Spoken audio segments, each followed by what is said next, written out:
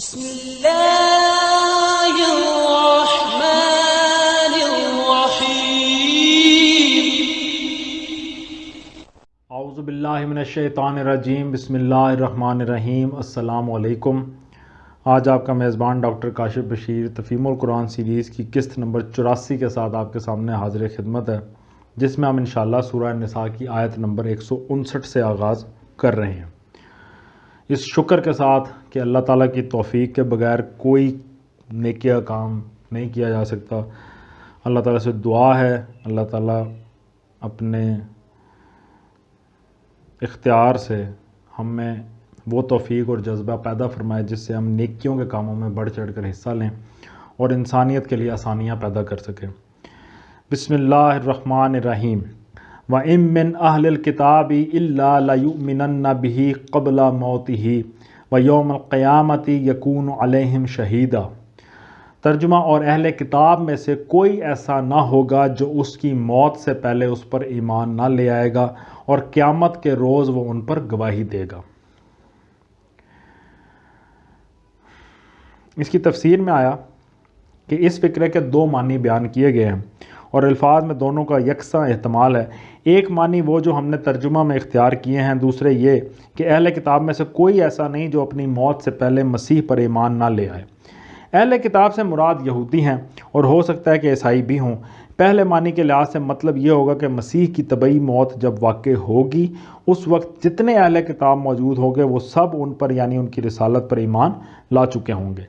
دوسرے معنی کے لحاظ سے یہ مطلب ہوگا کہ تمام اہل کتاب پر مرنے سے عین قبل رسالت مسیح کی حقیقت منکشف ہو جاتی ہے اور وہ مسیح پر ایمان لے آتے ہیں، مگر یہ اس وقت ہوتا ہے جب کہ ایمان لانا مفید نہیں ہو سکتا۔ دونوں معنی متعدد صحابہ و تابعین اور اکابر مفسرین سے منقول ہیں اور صحیح مراد صرف اللہ ہی کے علم میں ہے۔ مزید اس میں قیامت کے روز وہ ان پر گواہی دے گا، اس کی تفسیر میں ہے کہ یعنی یہودیوں اور عیسائیوں نے مسیح علیہ السلام کے ساتھ اور اس پیغام کے ساتھ جو آپ لائے تھے جو معاملہ کیا ہے، اس پر آپ خداوند تعالیٰ کی عدالت میں گواہی دیں گے۔ اس گواہی کی کچھ تفصیل آگے سورہ مائدہ کے آخری رکوع میں انشاءاللہ آئے گی۔ فَبِظُلْمٍ مِّنَ الَّذِينَ هَادُوا حَرَّمْنَا عَلَيْهِمْ طَيِّبَاتٍ أُحِلَّتْ لَهُمْ وَبِصَدِّهِمْ عَن سَبِيلِ اللَّهِ كَثِيرًا۔ ترجمہ، غرض ان یہودی بن جانے والوں کے اسی ظالمانہ رویے کی بنا پر اور اس بنا پر کہ یہ بکثرت اللہ کے راستے سے روکتے ہیں۔ تفسیر میں آتا ہے کہ صرف اسی پر اکتفا نہیں کرتے کہ خود اللہ کے راستے سے منحرف ہیں، بلکہ اس قدر بے باک مجرم بن چکے ہیں کہ دنیا میں خدا کے بندوں کو گمراہ کرنے کے لیے جو تحریک اٹھتی ہے، اکثر اس کے پیچھے یہودی دماغ اور یہودی سرمایہ ہی کام کرتا نظر آتا ہے، اور راہ حق کی طرف بلانے کے لیے جو تحریک بھی شروع ہوتی ہے، اکثر اس کے مقابلے میں یہودی ہی سب سے بڑھ کر مزاحم بنتے ہیں، درا حال ہے کہ یہ کمبخت کتاب اللہ کے حامل اور انبیاء کے وارث ہیں۔ ان کا تازہ ترین جرم یہ اشتراکی تحریک ہے جسے یہودی دماغ نے اختراع کیا اور یہودی رہنمائی ہی نے پروان چڑھایا۔ ان نام نہاد اہل کتاب کے نصیب میں یہ جرم بھی مقدر تھا کہ دنیا کی تاریخ میں پہلی مرتبہ جو نظام زندگی اور نظام حکومت خدا کے صریح انکار پر، خدا سے کھلم کھلا دشمنی پر، خدا پرستی کو مٹا دینے کے علل اعلان عزم و ارادے پر تعمیر کیا گیا، اس کے موجد و مخترع اور بانی و سربراہ کار موسیٰ علیہ السلام کے نام لیوا ہے۔ اشتراکیت کے بعد زمانہ جدید میں گمراہی کا دوسرا بڑا ستون فرائیڈ کا فلسفہ ہے، اور لطف یہ ہے کہ وہ بھی بنی اسرائیل کا ہی ایک فرد ہے۔ وَأَخْذِهِمُ الرِّبَا وَقَدْ نُهُوا عَنْهُ وَأَكْلِهِمْ أَمْوَالَ النَّاسِ بِالْبَاطِلِ وَأَعْتَدْنَا لِلْكَافِرِينَ مِنْهُمْ عَذَابًا أَلِيمًا۔ ترجمہ، اور سود لیتے ہیں جن سے انہیں منع کیا گیا تھا، اور لوگوں کے مال ناجائز طریقوں سے کھاتے ہیں۔ ہم نے بہت سی وہ پاک چیزیں ان پر حرام کر دیں جو پہلے ان کے لیے حلال تھیں، اور جو لوگ ان میں سے کافر ہیں ان کے لیے ہم نے دردناک عذاب تیار کر رکھا ہے۔ اس کی تفسیر میں آیا کہ تورات میں بالفاظ صریح یہ حکم موجود ہے کہ اگر تو میرے لوگوں میں سے کسی محتاج کو جو تیرے پاس رہتا ہو قرض دے تو اس سے قرض خواہ کی طرح سے سلوک نہ کرنا اور نہ اس سے سود لینا۔ اگر تو کسی وقت اپنے ہمسائے کے کپڑے گروی رکھ بھی لے تو سورج کے ڈوبنے تک اس کو واپس کر دینا، کیونکہ فقط وہی ایک اس کا اوڑھنا ہے، اس کا جسم کا وہی لباس ہے۔ پھر وہ کیا اوڑھ کر سوئے گا، پس جب وہ فریاد کرے گا تو میں اس کی سنوں گا، کیونکہ میں مہربان ہوں۔ ریفرنس ہے خروج باب نمبر 22 آیت نمبر 25 تا 27۔ اس کے علاوہ اور بھی کئی مقامات پر تورات میں سود کی حرمت وارد ہوئی ہے، لیکن اس کے باوجود اسی تورات کے ماننے والے یہودی آج دنیا کے سب سے بڑے سود خور ہیں اور اپنی تنگ دلی اور سنگ دلی کے لیے ضرب المثل بن چکے ہیں۔ مزید آیا کہ بنی اسرائیل پر تمام وہ جانور حرام کر دیے گئے جن کے ناخن ہوتے ہیں، اور ان پر گائے اور بکری کی چربی بھی حرام کر دی گئی۔ اس کے علاوہ ممکن ہے کہ اشارہ ان دوسری پابندیوں اور سختیوں کی طرف بھی ہو جو یہودی فقہ میں پائی جاتی ہیں۔ کسی گروہ کے لیے دائرہ زندگی کو تنگ کر دیا جانا فی الواقع اس کے حق میں ایک طرح کی سزا ہے۔ اس حوالے سے مفصل بحث انشاءاللہ سورہ انعام میں ہوگی۔ مزید اس آیت کی تفسیر میں آتا ہے کہ اس قوم کے جو لوگ ایمان و اطاعت سے منحرف اور بغاوت و انکار کی روش پر قائم ہیں، ان کے لیے خدا کی طرف سے دردناک عذاب تیار ہے، دنیا میں بھی اور آخرت میں بھی۔ دنیا میں جو عبرتناک سزا ان کو مل رہی ہے وہ کبھی کسی دوسری قوم کو نہیں ملی۔ 2000 برس ہو چکے ہیں کہ زمین پر کہیں ان کو عزت کا ٹھکانہ میسر نہیں۔ دنیا میں تتر بتر کر دیے گئے ہیں اور ہر جگہ غریب الوطن ہیں۔ کوئی دور ایسا نہیں گزرتا جس میں وہ دنیا کے کسی نہ کسی خطے میں ذلت کے ساتھ پامال نہ کیے جاتے ہوں، اور اپنی دولت مندی کے باوجود کوئی جگہ ایسی نہیں جہاں انہیں احترام کی نگاہ سے دیکھا جاتا ہو۔ پھر غضب یہ ہے کہ قومیں پیدا ہوتی اور مٹتی ہیں مگر اس قوم کو موت بھی نہیں آتی۔ اس کو دنیا میں لا یموت فیہا ولا یحییٰ کی سزا دی گئی ہے تاکہ قیامت تک دنیا کی قوموں کے لیے ایک زندہ نمونہ عبرت بنی رہے اور اپنی سرگزشت سے یہ سبق دیتی رہے کہ خدا کی کتاب بغل میں رکھ کر خدا کے مقابلے میں باغیانہ جسارتیں کرنے کا یہ انجام ہوتا ہے۔ رہی آخرت تو انشاءاللہ وہاں کا عذاب اس سے بھی زیادہ دردناک ہوگا۔ اس موقع پر جو شبہ فلسطین کی اسرائیلی ریاست کی قیام کی وجہ سے پیدا ہوتا ہے اسے رفع کرنے کے لیے سورہ آل عمران کی آیت نمبر 112 کا مطالعہ کر لیا جائے۔ لیکن الراسخون فی العلم منہم والمؤمنون یؤمنون بما انزل الیک وما انزل من قبلک والمقیمین الصلاة والمؤتون الزکاة والمؤمنون باللہ والیوم الآخر اولئک سنؤتیہم اجرا عظیما۔ ترجمہ: مگر ان میں جو لوگ پختہ علم رکھنے والے ہیں اور ایماندار ہیں وہ سب اس تعلیم پر ایمان لاتے ہیں جو تمہاری طرف نازل کی گئی ہے اور جو تم سے پہلے نازل کی گئی تھی۔ اس طرح کے ایمان لانے والے اور نماز و زکوٰۃ کی پابندی کرنے والے اور اللہ اور روز آخر پر سچا عقیدہ رکھنے والے لوگوں کو ہم ضرور اجر عظیم عطا کریں گے۔ اس آیت کی تفسیر میں آیا کہ ان میں سے جو لوگ کتب عثمانی کی حقیقی تعلیم سے واقف ہیں اور ہر قسم کے تعصب، جاہلانہ ضد، آبائی تقلید اور نفس کی بندگی سے آزاد ہو کر اس امر حق کو سچے دل سے مانتے ہیں جس کا ثبوت آسمانی کتابوں سے ملتا ہے، ان کی روش کافر و ظالم یہودیوں کی عام روش سے بالکل مختلف ہے۔ ان کو بیک نظر محسوس ہو جاتا ہے کہ جس دین کی تعلیم پچھلے انبیاء نے دی تھی اسی کی تعلیم قرآن دے رہا ہے، اس لیے وہ بے لاگ حق پرستی کے ساتھ دونوں پر ایمان لے آتے ہیں۔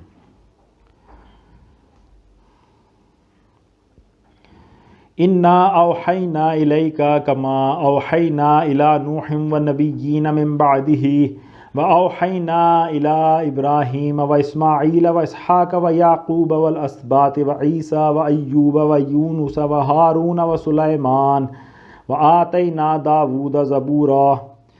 ترجمہ: اے محمد صلی اللہ علیہ وآلہ وسلم، ہم نے تمہاری طرف اسی طرح وحی بھیجی ہے جس طرح نوح علیہ السلام اور اس کے بعد کے پیغمبروں کی طرف بھیجی تھی۔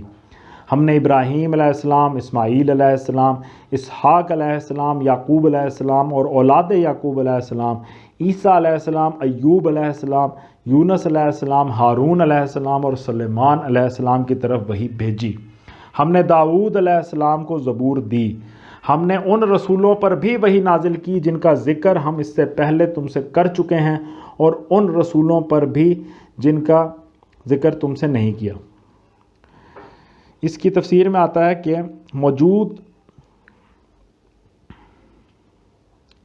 اسے یہ بتانا مقصود ہے کہ محمد صلی اللہ علیہ وآلہ وسلم کوئی انوکھی چیز لے کر نہیں آئے ہیں جو پہلے نہ آئی ہو۔ ان کا یہ دعویٰ نہیں ہے کہ میں دنیا میں پہلی مرتبہ ایک نئی چیز پیش کر رہا ہوں، بلکہ دراصل ان کو بھی اسی ایک منبع علم سے ہدایت ملی ہے جس سے تمام پچھلے انبیاء کو ہدایت ملتی رہی ہے، اور وہ بھی اسی ایک صداقت و حقیقت کو پیش کر رہے ہیں جسے دنیا کے مختلف گوشوں میں پیدا ہونے والے پیغمبر ہمیشہ سے پیش کرتے چلے آئے ہیں۔ وحی کے معنی ہے اشارہ کرنا، دل میں کوئی بات ڈالنا، یا خفیہ طریقے سے کوئی بات کہنا یا پیغام بھیجنا۔ مزید آیا کہ موجودہ بائبل میں زبور کے نام سے جو کتاب پائی جاتی ہے وہ ساری کی ساری زبور داؤد نہیں ہے، اس میں بکثرت مزامیر دوسرے لوگوں کے بھی بھر دیے گئے ہیں اور وہ اپنے اپنے مصنفین کی طرف منسوب ہیں۔ البتہ جن مزامیر پر تصریح ہے کہ وہ حضرت داؤد علیہ السلام کے ہیں، ان کے اندر فی الواقع کلام حق کی روشنی محسوس ہوتی ہے۔ اسی طرح بائبل میں امثال سلیمان علیہ السلام کے نام سے جو کتاب موجود ہے، اس میں بھی اچھی خاصی آمیزش پائی جاتی ہے، اور اس کے آخری دو باب تو صریحاً الحاقی ہیں، مگر اس کے باوجود ان امثال کا بڑا حصہ صحیح و برحق معلوم ہوتا ہے۔ ان دو کتابوں کے ساتھ ایک اور کتاب حضرت ایوب علیہ السلام کے نام سے بھی بائبل میں درج ہے، لیکن حکمت کے بہت سے جواہر اپنے اندر رکھنے کے باوجود اسے پڑھتے ہوئے یہ یقین نہیں آتا کہ واقعی حضرت ایوب علیہ السلام کی طرف اس کتاب کی نسبت صحیح ہے، اس لیے کہ قرآن میں اور خود اس کتاب کی ابتداء میں حضرت ایوب علیہ السلام کے جس صبر عظیم کی تعریف کی گئی ہے، اس کے بالکل برعکس وہ ساری کتاب ہمیں یہ بتاتی ہے کہ حضرت ایوب علیہ السلام اپنی مصیبت کے زمانے میں اللہ تعالیٰ کے خلاف سراپا شکایت بنے ہوئے تھے، حتیٰ کہ ان کے ہم نشین انہیں اس عمر پر مطمئن کرنے کی کوشش کرتے تھے کہ خدا ظالم نہیں ہے، مگر وہ کسی طرح مان کر نہ دیتے تھے۔ ان صحیفوں کے علاوہ بائبل میں انبیاء بنی اسرائیل کے 17 صحائف اور بھی درج ہیں جن کا بیشتر حصہ صحیح معلوم ہوتا ہے، خصوصاً یسیہ، یرمیہ، حزقییل، آموس، اور بعض دوسرے صحیفوں میں تو بکثرت مقامات ایسے آتے ہیں جنہیں پڑھ کر آدمی کی روح وجد کرنے لگتی ہے۔ ان میں الہامی کلام کی شان صریح طور پر محسوس ہوتی ہے، ان کی اخلاقی تعلیم، ان کا شرک کے خلاف جہاد، ان کا توحید کے حق میں پرزور استدلال، اور ان کی بنی اسرائیل کے اخلاقی زوال پر سخت تنقیدیں پڑھتے وقت آدمی یہ محسوس کیے بغیر نہیں رہ سکتا کہ اناجیل میں حضرت مسیح کی تقریریں اور قرآن مجید اور یہ صحیفے ایک ہی سرچشمے سے نکلی ہوئی صورتیں ہیں۔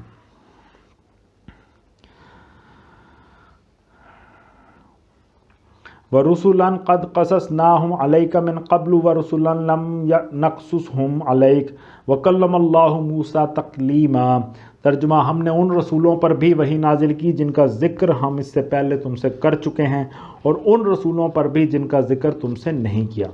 ہم نے موسیٰ علیہ السلام سے اس طرح گفتگو کی جس طرح گفتگو کی جاتی ہے۔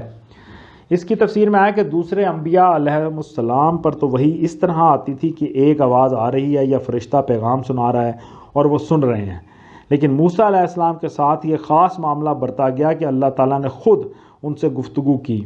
بندے اور خدا کے درمیان اس طرح باتیں ہوتی تھیں جیسے دو شخص آپس میں بات کرتے ہیں۔ مثال کے لیے اس گفتگو کا حوالہ کافی ہے جو سورہ طٰہٰ میں نقل کی گئی ہے۔ بائبل میں بھی حضرت موسیٰ کی اس خصوصیت کا ذکر اسی طرح کیا گیا ہے، چنانچہ لکھا ہے کہ جیسے کوئی شخص اپنے دوست سے بات کرتا ہے ویسے ہی خداوند روبرو ہو کر موسیٰ سے باتیں کرتا تھا۔ ریفرنس خروج نمبر 33 آیت نمبر 11۔ رسلا مبشرین ومنذرین لئلا یکون للناس علی اللہ حجۃ بعد الرسل وکان اللہ عزیزا حکیما۔ ترجمہ: یہ سارے رسول خوشخبری دینے والے اور ڈرانے والے بنا کر بھیجے گئے تھے تاکہ ان کو مبعوث کر دینے کے بعد لوگوں کے پاس اللہ کے مقابلے میں کوئی حجت نہ رہے، اور اللہ بہرحال غالب رہنے والا اور حکیم و دانا ہے۔ اس کی تفسیر میں آیا کہ ان سب کا ایک ہی کام تھا، اور وہ یہ کہ جو لوگوں کی بھیجی ہوئی تعلیم پر ایمان لائیں جو لوگ خدا کی بھیجی ہوئی تعلیم پر ایمان لائیں اور اپنے رویوں کو اس کے مطابق درست کر لیں، انہیں فلاح و سعادت کی خوشخبری سنا دیں، اور جو فکر و عمل کی غلط راہوں پر چلتے رہیں ان کو اس غلط روی کے برے انجام سے آگاہ کر دیں۔ مزید اس میں آیا کہ ان تمام پیغمبروں کے بھیجنے کی ایک ہی غرض تھی، اور وہ یہ تھی کہ اللہ تعالیٰ نوع انسانی پر اتمام حجت کرنا چاہتا تھا، تاکہ آخری عدالت کے موقع پر کوئی گمراہ مجرم اس کے سامنے یہ عذر پیش نہ کر سکے کہ ہم ناواقف تھے، اور آپ نے ہمیں حقیقت حال سے آگاہ کرنے کا کوئی انتظام نہیں کیا تھا۔ اسی غرض کے لیے خدا نے دنیا کے مختلف گوشوں میں پیغمبر بھیجے اور کتابیں نازل کی۔ ان پیغمبروں نے کثیر التعداد انسانوں تک حقیقت کا علم پہنچا دیا اور اپنے پیچھے کتابیں چھوڑ گئے، جن میں سے کوئی نہ کوئی کتاب انسانوں کی رہنمائی کے لیے ہر زمانے میں موجود رہی ہے۔ اب اگر کوئی شخص گمراہ ہوتا ہے تو اس کا الزام خدا پر اور اس کے پیغمبروں پر عائد نہیں ہوتا، بلکہ یا تو خود اس شخص پر عائد ہوتا ہے کہ اس تک پیغام پہنچا اور اس نے قبول نہیں کیا، یا ان لوگوں پر عائد ہوتا ہے جن کو راہ راست معلوم تھی اور انہوں نے خدا کے بندوں کو گمراہی میں مبتلا دیکھا تو انہیں آگاہ نہ کیا۔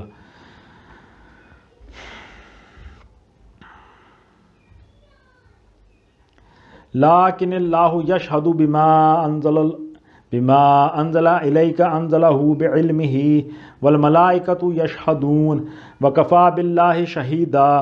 ترجمہ: لوگ نہیں مانتے تو نہ مانیں، مگر اللہ گواہی دیتا ہے کہ جو کچھ اس نے تم پر نازل کیا ہے اپنے علم سے نازل کیا ہے، اور اس پر ملائکہ بھی گواہ ہیں، اگرچہ اللہ کا گواہ ہونا بالکل کفایت کرتا ہے۔ ان الذین کفروا وصدوا عن سبیل اللہ قد ضلوا ضلالا بعیدا۔ ترجمہ: جو لوگ اس کو ماننے سے خود انکار کرتے ہیں اور دوسروں کو خدا کے راستے سے روکتے ہیں، وہ یقیناً گمراہی میں حق سے بہت دور نکل گئے ہیں۔ ان الذین کفروا وظلموا لم یکن اللہ لیغفر لهم ولا لیہدیہم طریقا۔ ترجمہ: اس طرح جن لوگوں نے کفر و بغاوت کا طریقہ اختیار کیا اور ظلم و ستم پر اتر آئے، اللہ ان کو ہرگز معاف نہ کرے گا۔ الا طریق جہنم خالدین فیہا ابدا وکان ذلک علی اللہ یسیرا۔ ترجمہ: اور انہیں کوئی راستہ بجز جہنم کے راستے کے نہ دکھائے گا جس میں وہ ہمیشہ رہیں گے، اللہ کے لیے یہ کوئی مشکل کام نہیں ہے۔ صدق اللہ العلی العظیم۔ الحمدللہ آج ہم نے سورہ النساء کی آیت نمبر 169 تک کا ترجمہ اور تفسیر پر غور کرنے کی کوشش کی ہے، اور اللہ تعالیٰ سے دعا ہے کہ اللہ تعالیٰ ہمیں برائیوں سے بچنے، برے لوگوں کے شر سے بچنے کی توفیق عطا فرمائے، اور اپنی خاص حفاظت میں ہمیں رکھے کہ ہم سیدھے راستے پہ چلنے والے بنیں۔ اللہ تعالیٰ سے بہت دعا ہے، بہت دعاؤں کی ضرورت ہے۔ اسی کوشش اور اسی دعا کے ساتھ آپ لوگوں سے اجازت چاہیں گے۔ اپنا بہت خیال رکھیں۔ آپ لوگوں کا بہت بہت شکریہ۔ اللہ حافظ۔